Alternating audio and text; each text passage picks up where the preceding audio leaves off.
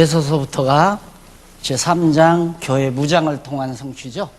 그러니까 그리스도 성취란 얘기죠. 성취라는 말은 구약에서 그리스도 언약하시고 여호와께서 메시아 그리스도를 언약하셨는데 신약에 와서 먼저 이제 사도행전에서는 교회 설립을 통해서 언약하고 그다음 로마서에서 갈라디아서까지는 교회 복음을 통한 성장을 통한 교회 성장을 통한 언약, 양육을 통한 언약이고 양육했으니까 에베소서부터 빌레몬까지는 양육시켜서 무장시킴으로 그리스도가 구약의 그리스도가 성취됐다는 증거를 해 주신 거다.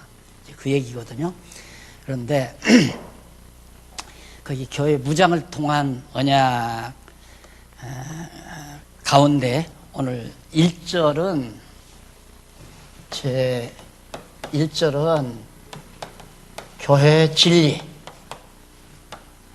진리를 통한 성취죠. 그게 에베소서 아닙니까? 에베소서. 근데 제 2절은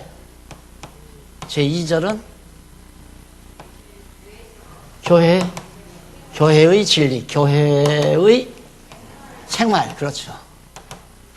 생활을 통한 무장.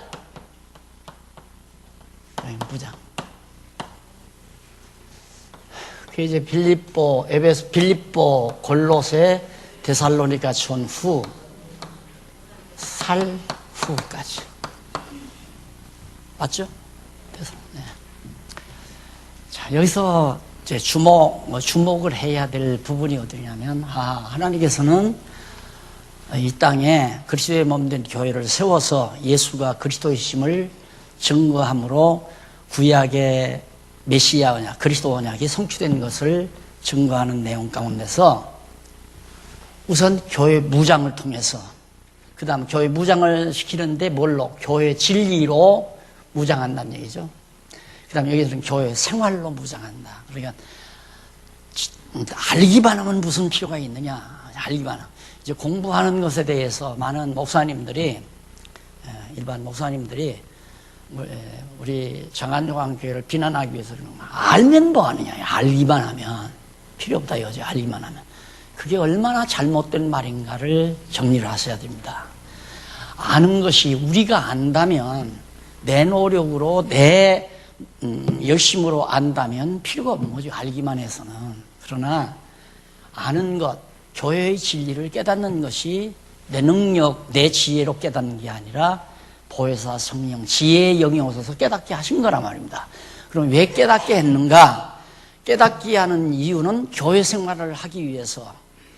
앞에서는 교회 생활이란 어떤 것인가를 알려주고 빌립보서에서부터는 교회 생활을 하게 하시는 내용이에요. 누가? 성령께서 교회 생활을 하게 해서 무장시킨다. 그러니까 그런 얘기죠. 나는 하늘 턴해도 너는 하늘 턴해라. 아무리 서당 선생이 하늘 턴해도 배우는 사람도 하늘 턴해요. 하늘천이라고 자기를 말 못하니까 발음이 늘 하늘 턴 나는 하더라도 너는 하늘 턴 해라. 말을 하려면 나는 하늘 턴 해도 너는 하늘천 해라. 이렇게 하면 되는데 그걸 못한단 말입니다. 그러니까 우리가 아무리 성경을 잘 알고 성경을 잘 가르치고 그런다 할지라도 생활이 없다는 것은 성숙을 안 한다는 얘기예요. 성숙을. 그러니까 알면 그다음 이제 행동이 나오게 돼 있는 거거든요. 알면, 진짜로 알면. 그러니까 예를 들면 얼마나 쉬운가 보세요. 어려서부터 보니까 아기가 벌써 이제 난지 몇 달 되지도 않은 아기가 낯가리잖아요. 알아보잖아요. 막 울어버리잖아요. 아무리 얼러도 울어버리잖아요. 낯가리니까. 엄마 아빠가 나오면 방실방실 하다가도 벌써 안다는 얘기죠. 그때부터 알게 되면 저건 우리 엄마 아빠다. 그래서 엄마 아빠 어려서부터 알기 시작하면 나중에는 엄마 아빠를 위해서 효성을 다하는 아이로, 자녀로 성장하잖아요. 알기 때문에, 부모를 알기 때문에. 마찬가지로 우리가 교회 진리를 깨닫고 나면 교회 지체로서의 생활을 자기가 알아요. 생활을 알아서 하게 된다 이 말입니다. 그냥 하는 것이 아니라 하게 된다. 왜? 성장시켜 주셨기 때문에. 성령의 능력이 나로 하여금 진리를 깨닫고 점점 성장하게 하니까 교회의 지체로서의 생활을 하게 하는 거다. 그래서 무장된다 이 말이에요. 그래서 나는 참 요즘 이제 우리가 나 이제 이렇게 마무리 지면서 교회 이제 은퇴하면서 진짜 제가 한마디 기도가 그거예요. 하나님, 이제는 정말 남은 여생은 내가 이제 노쇠해져 가니까 내가 뭐를 한다기보다는 하나님 하시는 일을 바라보면서 감사하고 찬송하고 살고 싶습니다. 그거였거든요, 소원이. 하나님 하시는 일을. 물론 지금까지도 많이 봤지만은 앞으로는 내가 나서서 뭘 이루고 뭘 하려고 하는 그쪽이 아니라 하나님이 하시는 일을, 과거도 내가 한 일은 아니지만 하나님께서 시켰지만은 이제는 노쇠해져 가니까 하나님 하시는 일을 바라보면서 감사와 찬송을 하며 살다가 하나님 곁에 가고 싶습니다 하는 거였단 말입니다. 그런데 하나님께서 하게 하시잖아요. 사실 이 체제개혁이라는 게 대성공이죠. 대성공이에요. 내가 볼 때는 대성공이에요. 어떻게 이렇게 될 수가 있냐. 모든 목사님들이 얘기를 하면 놀래요. 그게 어떻게 가능하냐 이거예요. 저를 애끼시는 나이 많은 목사님이 나한테 하는 얘기가, 그 아이디어는 좋지만 문제는 뭐냐면 돈이 적재적소에 제대로 쓰여지느냐, 내버려 두면 어떻게 적재적소에 쓰여지느냐 이거요. 목사님 그것도 하나 걱정할 거 없대요. 이렇게 해보니까 이렇게 됩니다. 그걸 신문에 좀 써. 그걸 신문에 써. 날들어 그러더라고요. 예. 우리 과거에 연보에서 다 걷어 모아가지고, 자, 이렇게 쓰면 박 목사 마음이 들라나, 이렇게 쓰면 박 목사 마음이 안 들라나, 요만큼 좀 박 목사가 만족할라나, 안 할라나, 다 그러면서 예결위원회에서 그렇게 했잖아요. 그렇게 하다 보니까 만날 적자고, 매달 적자고, 할 일은 못하고, 늘 빚은 그대로 쳐져 있고. 그랬는데, 나도 그게 제일 어려운 줄 알았거든요. 이 재정개혁이라는 게 제일 어려울 줄 알았어요. 그런데 그게 너무 제일 쉽게 된 거예요. 그러니까 그 생활을 누가 하게 하시는가? 하나님께 성령께서 하신다.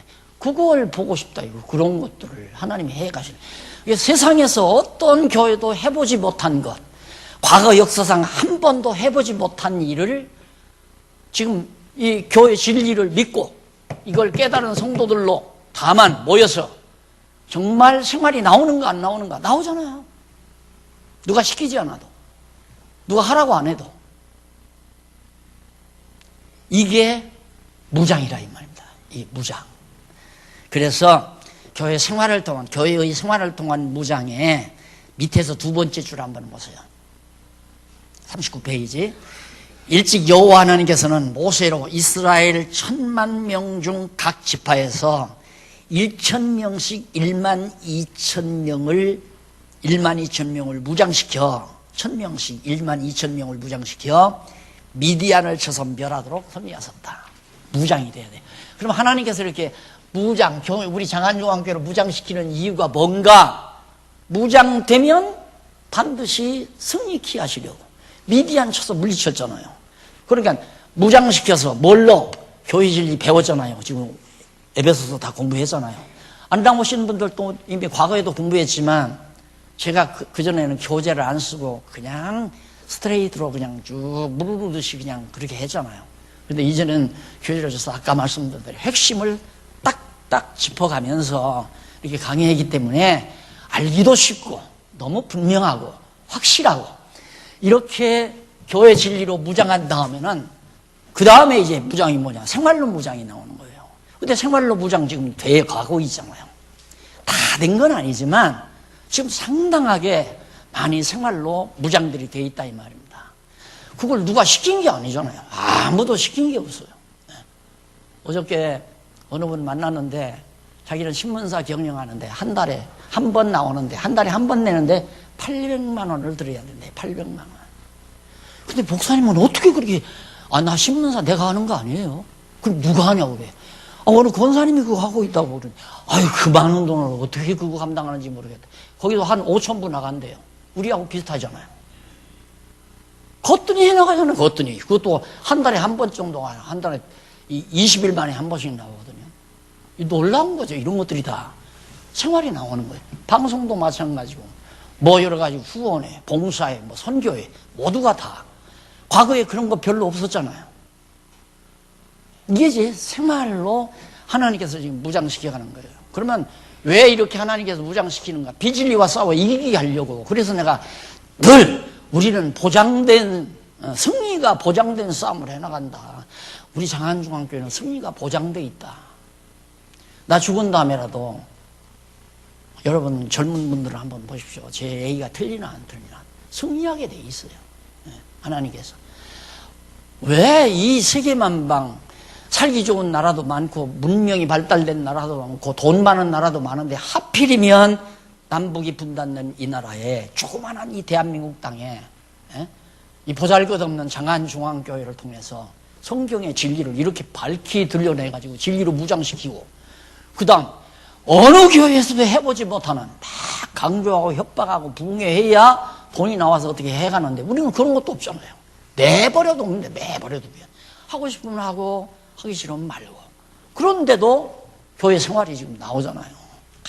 각각 속회들이 매일매일 만들어지고 매달 만들어지잖아요. 공부하는 속회, 봉사하는 속회, 은사 따라서 일하는 속회, 각각 받은 바 은사대로 아까 말씀드린 대로 머리로부터 각각 복종당하는 속회들, 머리로부터 복종당하는 속회들.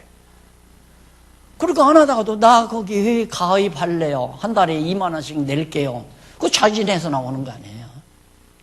그래서 내가 절대 전화해서 회원으로 들으라고 권면하지 말라. 왜 그러냐면 인간이기 때문에 전화를 해서 우리 회의에 좀 가입해 주어 그러면 안면물수 못하는 거예요. 저분하고 지금 인간관계 맺은 것이 10년이 넘었는데 저걸 부탁하는데 아이고 내가 몇 푼 덜 쓰고 같이 해주지. 이건 아니라, 절대 아니다 이거예요. 그냥 머리 대신 그리스도로부터 감동을 받아 할 마음이 생길 때까지 기다리라 했다면 내버려두라고 말이에요. 그러면 보람있고 가치 있는 일에 성령께서 저기는 회원이 더 필요하다 그렇게 생각되면 회원을 더 붙여줄 수도 있고, 저기 할 일이 좀 많다 그러면 어느 회원이 이번에 하나님께서 특별히 수입을 많게 해서 나 회비 5만 원씩 내는데 10만 원씩 낼래요. 그래서 회비가 늘어날 수도 있고, 이걸 한번 보고 살자 이거예요. 이렇게. 이게 하나님 하시는 일 아니에요. 사람이 그걸 이번에 하는데 집사님도 2만 원만 더 내, 권사님도 2만 원만 더 내고, 이건 아니다니까. 하면 안 돼요. 그건 하지 말라고 말이에요. 하지 말고, 더더욱 중요한 것은 미리 돈 이렇게 모아놔가지고 그것 가지고도 싸움하지 말고, 미리 돈 모아놓으면 사람이 다 동창회나 뭐나 돈 모아놓으면 싸움 일어나고 배달사고 일어나고. 뭔 일이 딱 일어났다. 이번에 인도 선교 꼭 이건 정말 매우 중요하다. 현지 목사들이 한 30명 모여서 이 성경 신학을 듣고 싶단다. 근데 30명이 여기 오는 것보다 여기서 교수 하나가, 강사 하나가 가면 되잖아요. 돈이 훨씬 덜 들잖아. 이거 우리 선교에서 밀자 해가지고 얼마, 비행기비는 얼마, 체류비는 얼마 딱 계산해. 500만 원이면 되겠다. 이번에 인도 선교 현지인 30명 목사 훈련시키는데 교수 한 분 파송하는데 500만 원이 필요합니다. 신문에다 공고 딱 내면 하나님께서 500만 원 안 모자라게 나는 모인다고 생각해요. 그걸 나는 확신하고 있어요. 충분히 모인다, 그건. 그렇게 해서 딱 모이면 써버리고, 땡! 돈이 없어야 돼요. 어떤 회든지 잔금이, 돈이 모여 있으면 자꾸 딴 생각이 든다니까. 앞에서 일하는 분들이. 그래서 그거 모이면 안 된다. 절대. 성경에도 보니까 돈 모여놓고 일한 적이 한 군데도 없어요. 바울도 보니까 예루살렘 교회가 지금 어렵단다. 연보하고 싶은 사람 연보해라. 한번 알려주니까 아세아 교회도 아가야 지방 교회도 마게도니아 지역 교회들도 열심으로 해서 모아가지고 모은 대로 자기들 손으로 직접 가지고 가서 예루살렘 교회 돕잖아요. 그렇게 해라. 그렇게. 이것이 교회 생활로 무장되는. 그래서 합당한 생활의 실제. 자, 교회 생활이 뭐냐? 그러면 첫째, 합당한 생활. 합당한 생활로 무장하는 거죠. 합당한 생활의 뭐요? 한쪽 가로. 복음에 합당한 생활. 죄송합니다. 그렇잖아. 이거라면서 뭐 합당한 생활이라구나. 내가 뭐가 이거 착각했구나. 죄송합니다. 맞아요. 복음에 합당한 생활.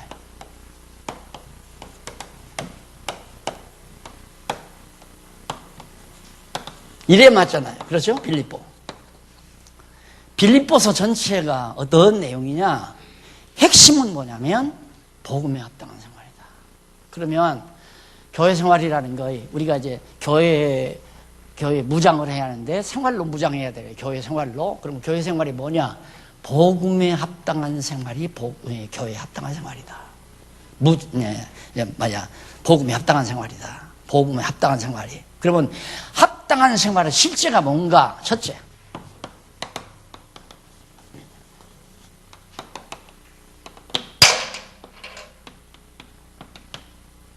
제가 이렇게 자꾸 쓰는 이유는 그냥 글씨 쓰고 싶어서 쓰는 게 아니에요. 여러분들이 이렇게 써놓고 하나하나 이 논리적인 구조를 정확하게 집어넣어드리기 위해서, 이게 핵심이니까. 여기에 뭐 가로 없는 1번이라든가 2절이라든가 이런 거, 장이라든가 편이라든가 권이라든가, 이게 핵심이란 말입니다. 그걸 알기 위해서 빌립보서를 왜 연구하는가? 빌립보서를 왜 공부하는가? 빌립보서를 공부하는 이유는 복음에 합당한 생활이 무언가를 알기 위해서 공부하는 거 아니에요. 복음에 합당한 생활을 알기 위해서. 그러면 아직도 은사교회에 가입을 한 번도 안 한 분이 있단 말입니다. 있을 수 있다 이거예요. 성경 공부는 많이 했는데 나는 아무데도 은사교회에 가입하지 아니하고 양육교회에 그냥 들어가서 그냥 생활하고 있다. 그러면 나는 생활로 무장이 안 돼 있구나. 이제 겨우 진리를 배워나가는 나로구나. 그러면 생활로 무장을 하려면 무슨 생활로? 복음에 합당한 생활이어야 되잖아요. 그런 사람은 빌립보서로 공부를 해야죠. 빌립보서를 잘 공부하다 보면 이런 일은 내가 하고 싶다. 이 생각이 딱 떠오를 때 그게 바로 은사예요. 하나님께서 나는 이 일을 하라고 하나님이 나를 이 땅에 이런 재주를 주어가지고 이렇게 살게 하셨구나. 그러면 이 일을 하는 부서가 어디 있나, 속효가 어디가 있나 보니까 어느 장모님이, 어느 권사님이 리더가 돼서 이끌어가는 저 회로구나. 나도 거기 들어가야겠다. 전화를 돌려서, 권사님, 나도 회원으로 가입시켜 주세요. 나도 다음 달부터 회비 10,000원씩 아니면 20,000원씩 저도 납부하겠어요. 같이 동참하겠어요. 바로 그거죠. 그러니까 복음에 합당한 생활이 무엇인지를 알아야 할 거 아니에요. 그걸 알려면 빌립보서를 공부하는 거란 말입니다. 그래서 합당한 생활의 실제로 구체적으로 어떤 것이 복음에 합당한 생활인가? 그 다음 첫째, 무리가 은혜에 참여함. 우리가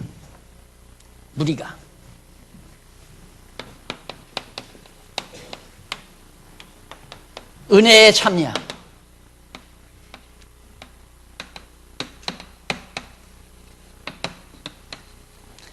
빌립보서 1장 1절로 11절까지. 그건 무슨 얘기냐면, 복음에 합당한 생활하는 것이 뭐냐면, 무리가 은혜에 참여하는 거다. 하나님이 주신 놀라운 은혜에 동참하는 거예요.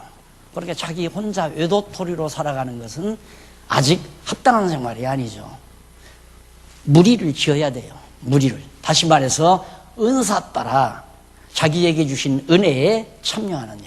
예를 들어서 나에게는 나에게는 정말 봉사할 수 있는 건강을 허락해 주셨다. 몸으로 봉사할 수 있는 건강을 하나님이 주셨다. 이렇게 생각했을 때 자기도 몸으로 시간을 내서 봉사할 수 있는 그 무리 속에 들어가는 것이 무리가 은혜에 참여하는 생활이에요. 근데 아무데도 나는 공부만 할래. 주일날 나가서 딱 내 하고 싶은 공부만 딱 하고 나는 몰라. 이건 아니에요. 아닌 건 아니지만 그건 양육하는 단계의 교회예요. 양육하는 단계. 그러나 이미 무장 단계에서는 어딘가가 나도 무리에 동참해서 하나님이 나에게 주신 은혜에 동참해서 일해 나가는 복음에 합당한 생활을 하는 거 나오는데 사실이 그런가를 성경 본문에서 확인합니다. 1절로 2절 넘어가서 42절 42페이지 근거는 내가 일일이 시간을 전략하기 위해서 내가 읽지를 않습니다. 그 근거가 굉장히 중요해요. 일찍이 매우 중요하다고 그랬죠. 한번 읽어보고 가십니다. 41페이지 제일 밑에 일찍이 여호와 하나님께서는 모세로 하나님을 사랑하고 계명을 지키는 자에게는 천대까지 은혜를 베푸실 것을 예언하도록 했어요. 그러니까 계속 하나님의 은혜에 동참한다. 하나님께서 정말 자기의 지체대로 머리 되신 그리스도가 자기의 지체들에게 늘 공급해 주시는 영양분도 공급하고 감각도 공급하고 건강도 공급하고 해서 지체의 은사 따라 활동하도록 하는 것. 우리가 그를 힘입어 살며 기동하며 존재케 하시는 하나님의 놀라운 은혜에 동참하게 된다. 그래서 1절로 2절에 보면 빌립보에 사는 성도와 일꾼들에게 은혜와 평강을 축원하는 내용입니다.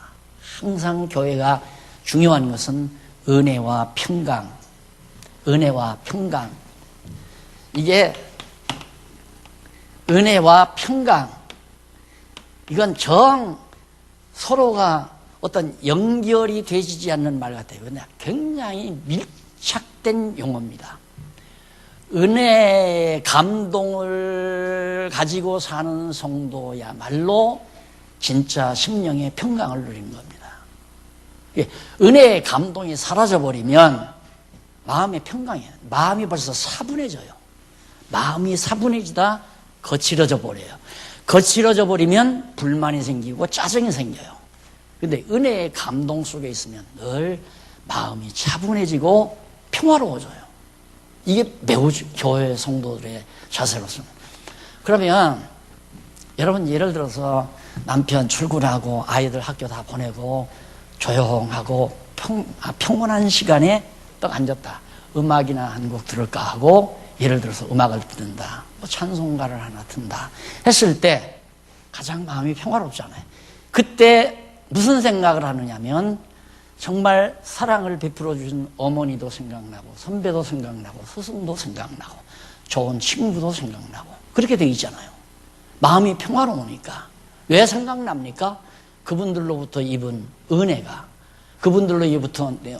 그분들로부터 받은 바 좋은 감정, 이런 것들이 마음속에 하나하나 수놓아지게 돼 있잖아요. 그것처럼 아름다운 게 어디 있어요. 그래서 은혜를 잊어버리는 인간, 은혜를 잊어버리게 되면 그 다음부터는 자기 혼자 이 세상 타는, 자기 혼자 다 된 거야. 나 혼자 내 능력으로, 내 노력으로, 내가 잘나서, 내가 실력나서, 실력이 좋아서 다 자기가 다 한 거야. 은혜는 하나도 몰라. 그래서 불만이 생겨. 부모에게도 불만. 부모 없이 제가 어떻게 태어나요? 다 부모 없이 태어나는 거고. 공부도 스승 없이 어떻게 공부를 해요? 선배 없이 어떻게 후배가 있어요? 그런데도 은혜를 완전히 망각해버려. 당신 없어도 된다 이거야. 선배 없어도. 아버지 뭐로 날 낳았어요? 어머니 날 뭐로 낳았어요? 그 자식은 반드시 언젠가는 한강 딸이 신세 질 거예요. 그런 자식은. 은혜를 망각한 사람은 마음 정돈이 안 되는 겁니다. 은혜를 망각한 사람은. 그런데 더더구나 사람의 은혜를 망각해도 그러는데 하나님의 은혜를 망각하고 나서 산다?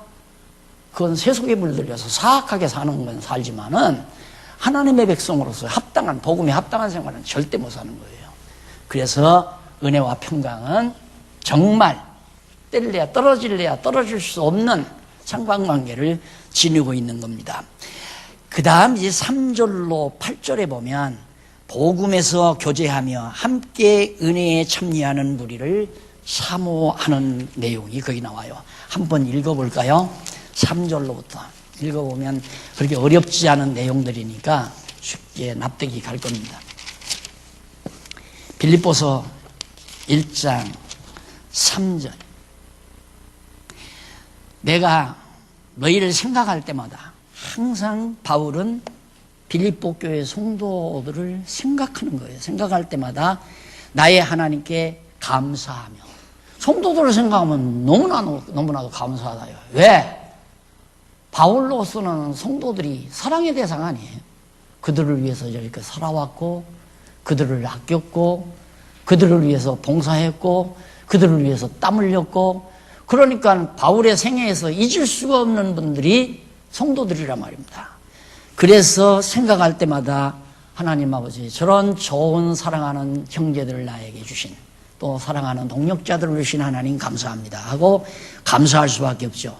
그 다음 간구할 때마다 너희 무리를 위하여 기쁨으로 항상 간구하면, 슬프고 괴로워서 간구하는 게 아니라 너무너무 성도들이 다 진리 안에서 야무지게 잘 살아가니까 기쁨으로 하나님께서 빌립보 교회 성도들을 위해서 바울이 그렇게 간구한다. 왜? 그 이유는 첫날부터 이제까지 처음 복음을 전하는 그때부터 지금에 이르기까지, 이게 빌립보 교회가 이게 감옥 안에서 편지를 보내는 거 아니에요. 바울이 감옥 안에 있으니까 목회를 못하는 거예요. 요즘 우리들의 생각 같으면 감옥 안에 있는데 어떻게 목회를 해요? 목회하는 방법이 바로 글을 쓰는 거예요. 글을. 그런 데서는 다 배운 거죠. 내가 죽어도 나는 가리킬 수 있는 길이란 쓰는 일이다. 나 죽어도 얼마든지 그러니까 죽어도 인간적으로 생각하면 내 제자가 계속 나올 수 있는 길이 책 쓰는 거예요. 책은 계속 남아 있을 수 있잖아요. 계속해서. 어저께도 어느 분을 만났는데 그분이 그러니, 목사님, 저는요, 아무래도 하나님께서 나를 무엇 때문에 이 세상 지금 남겨놓으셨나, 과거에 책 판매를 많이 했대요. 브리테니카를 엄청 많이 팔았대요. 근데 그런 훈련을 왜 시켰나 했더니, 목사님 책 보급하라고 그랬다고 나는 지금도 그 생각을 하고 있어요. 목사님 할 수 있게 좀 해주세요. 그런 얘기를 하더라고요. 그래서 내가 빙긋 웃으면서 하나님이 시키면 할 수 있게 되겠지, 내가 그러고 말하는데, 책이라고 하는 건 그만큼 중요한 거란 말입니다. 지금 내가 살아있으니까 여러분들은 내 직강을 듣고 있지만은, 그 전에 해보니까, 내가 한번 아프리카에 선교, 뭘 알아보기 위해서 아프리카 케냐에 가서 한 열흘 있다 온 적이 있었거든요. 그때 테이프가 봉탁 나갔대요. 제 테이프가.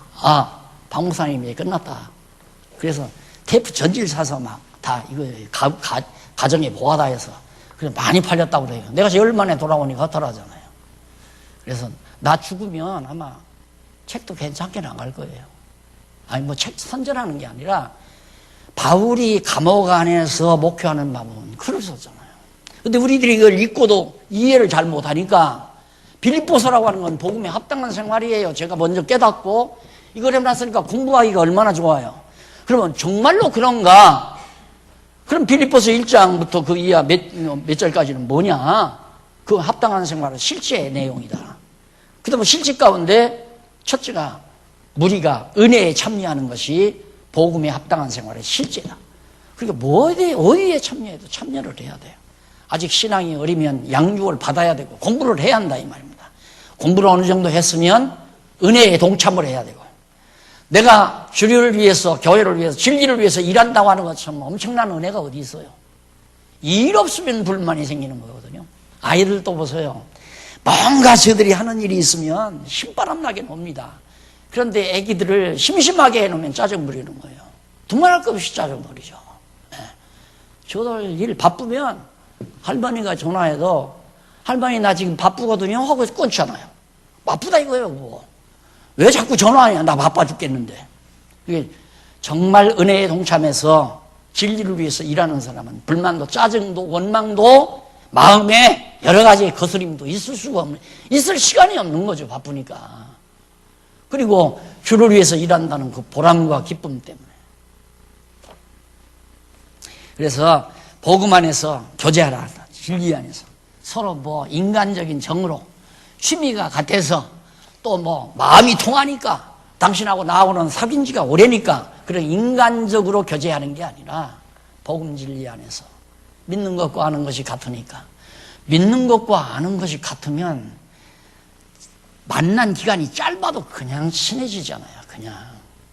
그래서 이 빌립보 교인들은 첫날 바울이 마게도냐로 건너갔잖아요. 이렇게 손가부르는 걸 보고.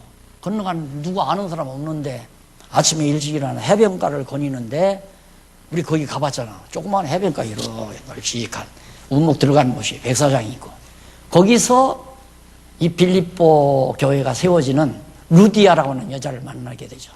5명의 여인들이 해변가를 나왔을 때 그냥 모래사장에 둘러앉아서 거기서 가르쳤는데 오직 유일하게 루디아만 들었잖아요. 다 듣는 게 아니에요. 가르친다고 해서 다 듣는 게 아니라 말입니다. 루디아가 듣고 그만 빌립보 교회 세운 거 아닙니까? 그때부터 변함없이 계속해서 거기 보니까 첫날부터 이제까지 복음에서 너희가 교제함을 인함이라. 복음 때문에 서로 알게 돼서 지금까지도 교제하고 있다. 너희 속에 착한 일, 이 착한 일이란 교회를 세우는 일이죠. 선한 일. 이 착한 일을 시작하시니가 빌립보 교회를 세우도록 역사하시니가 그리스도 예수의 날까지 이루실 줄을 우리가 원하노라. 확신하고. 그러니까 세상 끝날까지 주님의 몸된 교회는. 근데 빌립보 교회라고 하는 그 지역적인 교회는 지금 없어져 버렸어요. 그러면 이 바울의 기도가 이거 다 허사입니까? 아니에요.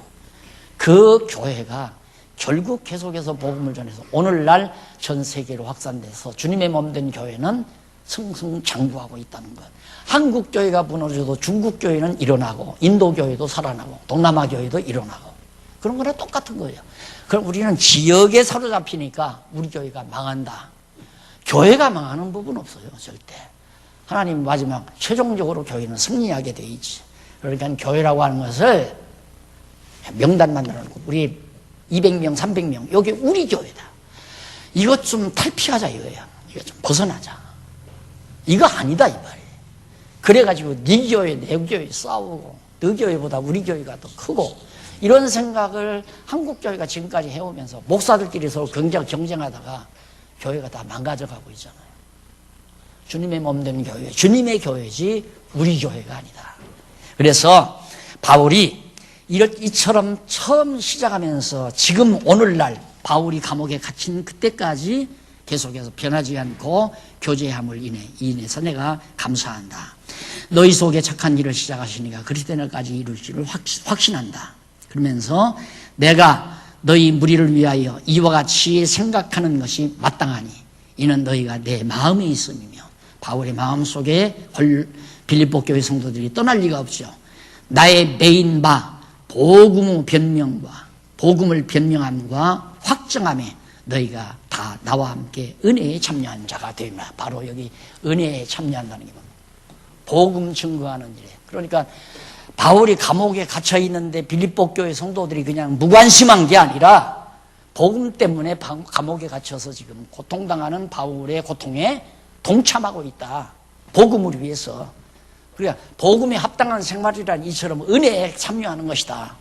감옥 생활할 때도 변하지 말고 같이 괴로워하고 같이 힘들어하고 같이 복음을 위해서 일어나가는 이것이 복음에 합당한 생활이다. 그러면서 바울이 말하기를 계속해서 거기 보면 내 마음에 있음이며 나의 매임과 복음을 변명함과 확신함에 너희가 다 나와 함께 은혜에 참여하는 자가 됨이라 나와 있죠. 그러면서 내가 예수 그리스도의 심장으로 너희 무리를 어떻게 사모하는지 하나님이 내 증인이시라.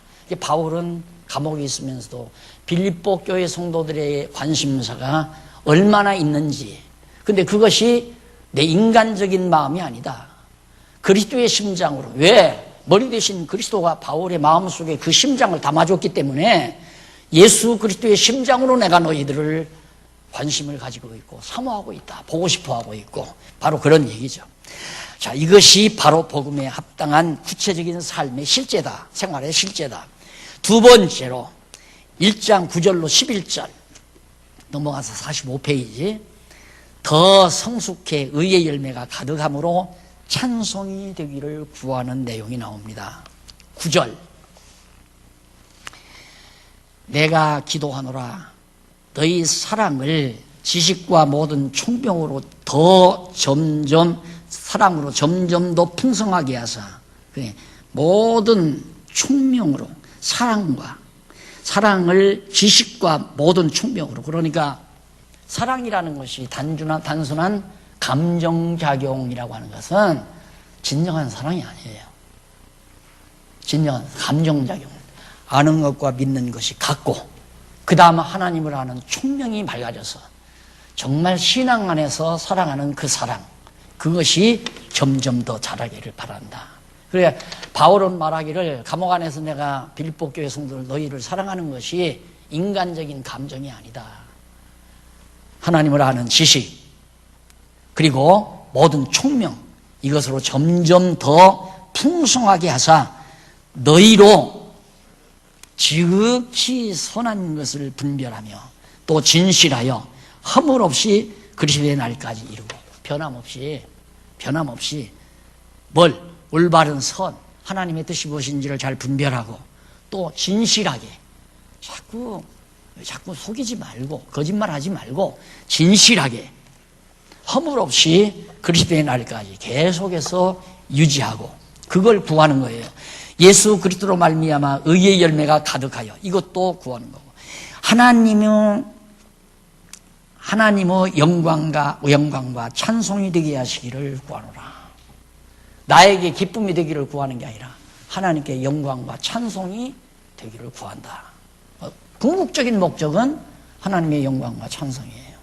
모든 궁극적인 목적은 우리가 서로 사랑하고 은혜에 동참하고 이런 일 하는 것이 바울을 위한 것도 아니고 너를 위한 것도 아니고 오직 주를 위하여 하나님의 영광을 위하여 하는 일이다 하면서 바울이 그렇게 기도하는 내용이 나옵니다.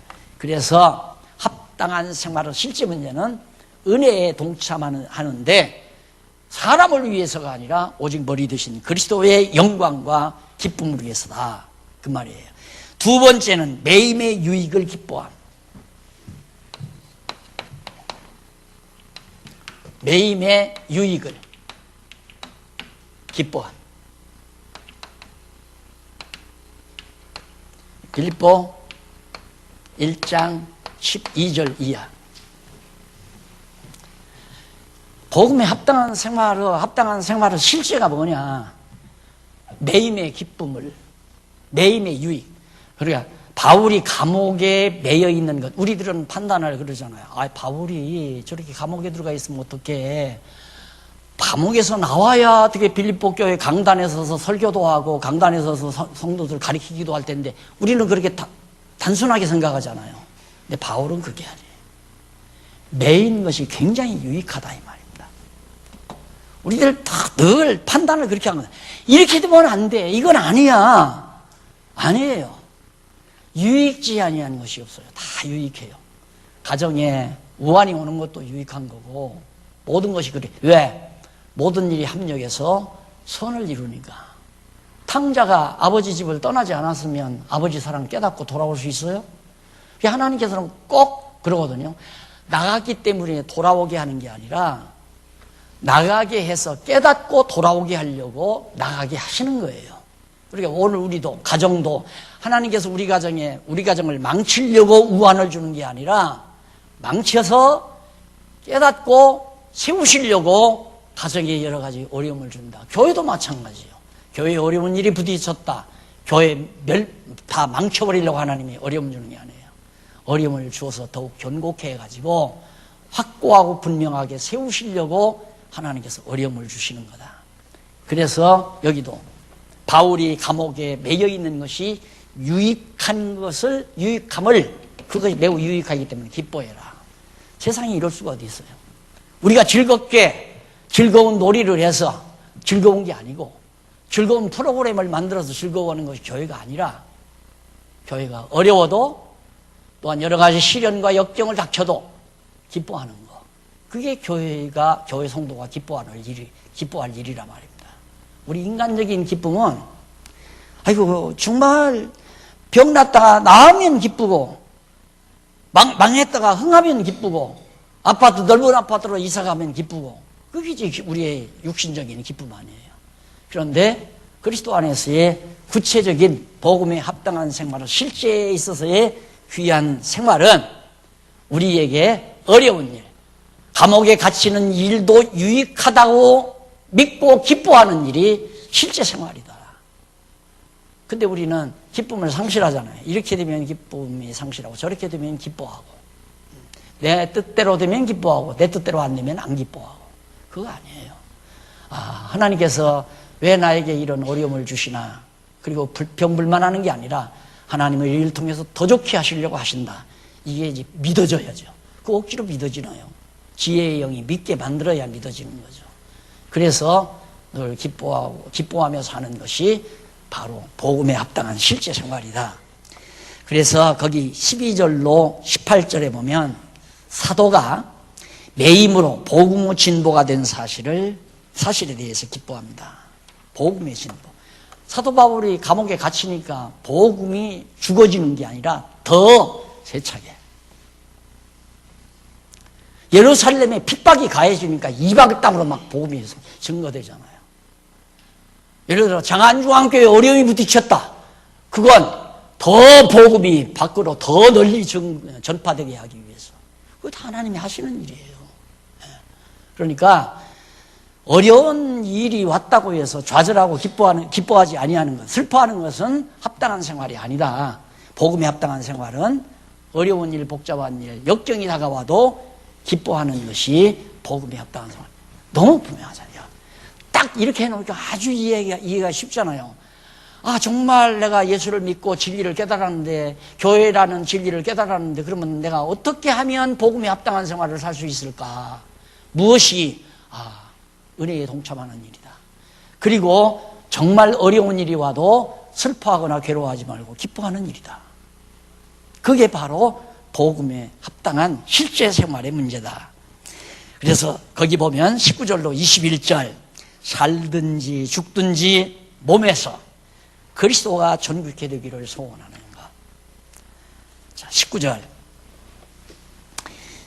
보면 이것이 너희 간구와 예수 그리스도의 성령의 도우심으로 내 구원에 이르게 할 줄을 아는 거로 나의 간절한 기대와 소망을 따라 아무 일에든지 부끄럽지 아니하고 우리 오직 전과 같이 이제도 온전히 담대하여 살든지 죽든지 내 몸에서 그리스도가 존귀하게 되게 하려 하나니 이는 내게 사는 것이 그리스도니 죽는 것도 유익하니라.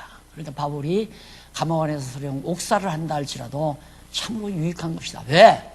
나는 짓밟히고 나는 천대하게 되지만은 내 몸을 통해서 그리스도의 이름이 존귀케 되신다면 살아도 죽어도 온전히 정말 유익한 것이다. 이것이 복음에 합당한 생활이에요. 근데 복음을 위해서 내 유익, 내 영광, 내 성공 이거 추구해 간다면 합당한 생활이 아니죠. 나는 멸시를 당해도 나는 천대를 당해도 그리스도가 존귀케 되신다면 이것이 복음에 합당한 생활이다. 22절로 26절 사도와 형제들 유익 사이에 처한 생사의 결과를 알려줍니다. 사도와 형제들 유익. 그러니까 바울 사도와 형제들 간의 유익이 서로가 유익 사이에 처한 생사, 죽느냐 사느냐. 그러니까 바울은 형제들은 바울이 안 죽고 감옥에서 나오는 것이 좋다고 생각하겠죠. 어쩌면 그러나 바울은 죽어도 좋다라고 하니까 그럼 한번 보십시다. 그 관계를 22절 그러나 만일 육신으로 사는 것이 내 일의 열매일진데 무엇을 가리는지 나는 알지 못하노라. 내가 더 정말 추록해서 감옥 밖에 나가게 되면 빌립보 교회 성도들에게 또 다른 모든 성도들에게 하나님의 말씀을 더 가르칠 수 있어서 좋으니까 얼마나 유익하겠는가. 그것도 좋고, 내가 감옥에서 죽지 않고 살아나가도 좋고, 내가 또 그러나 만일 육신으로 사는 것이, 나는 죽어도 좋고 살아도 좋다고 했는데 육신으로 사는 것이 너희에게는 유익할 수도 있다. 그러니까 갈등이 벌어지잖아요. 살아도 좋고, 바울은 살아도 좋고 죽어도 좋은데 성도들의 입장에서는 바울이 안 죽고 살아나왔으면, 그래서 이 두 사이에, 바울이 이 두 사이에 끼었으니 떠나서 그리스도와 함께 있을 욕망을 가진 이것이 더욱 좋으나, 그러나 내가 육신에 거하는 것이 너희를 위하여 더 유익하리라. 자, 이 정도 되면 사명자죠.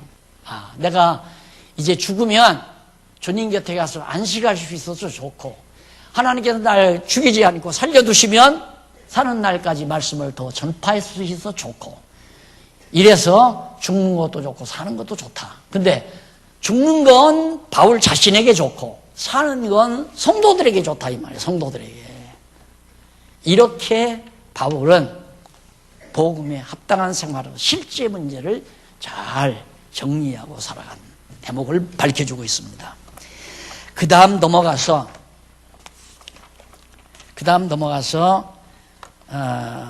합당한 생활의 원리,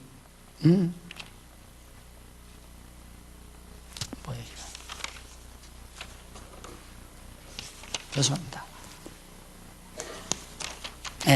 1장 27절로 2장까지가 그럼 복음에 합당한 생활을 여기는 실제고, 두 번째는 복음에 합당한 생활의 원리. 이거 중요하죠. 1장 27절로 2장까지. 생활의 원리가 있어요. 그렇게 지금까지는 실제 방법을 공부했죠. 그러니까 얼마나 성경이 논리적으로 잘 기록이 되어 있나 알 수 있죠. 방법을 얘기해놓고, 방법을 얘기하면 방법은 한없이 많잖아요. 원리는 아주 간단 명료하고. 그래서 1장 27절로부터 2장까지 원리에 대해서 밝혀주고 있습니다. 이 부분 다음 화요일 날 우리 생각하기로 하고, 오늘 강의는 여기서 마무리하도록 하겠습니다. 기도하십시다.